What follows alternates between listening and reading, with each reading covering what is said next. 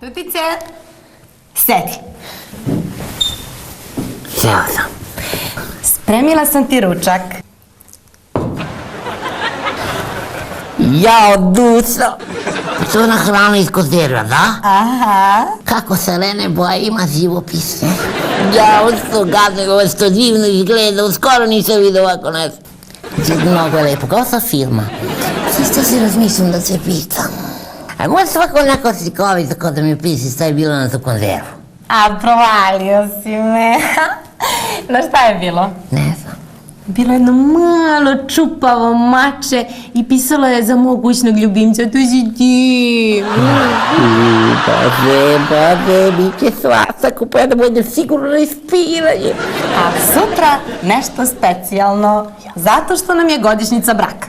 Jao, da. Nadam se da nisi zaboravio. Zaboravio si? Ne, nisam, jer sam se upisao, sreći sam. Majke. Mislim, to što sam ja razmišljao. Ja sam razmišljao da se vodim na jednoj večeri, idemo na jedno mnogo lepo mesto. Ako hoće svako da svira oni sa violinu, oni sa brkovi, znaš i to. Ali da odemo tamo s jednom dugačkim automobilom, sa velikim kolima i da ima sofer. Bi želela to? Želela bi? Ako želiš, onda ćemo da izađemo na autobusku stanicu, se čekamo autobus, sa njim će vidimo.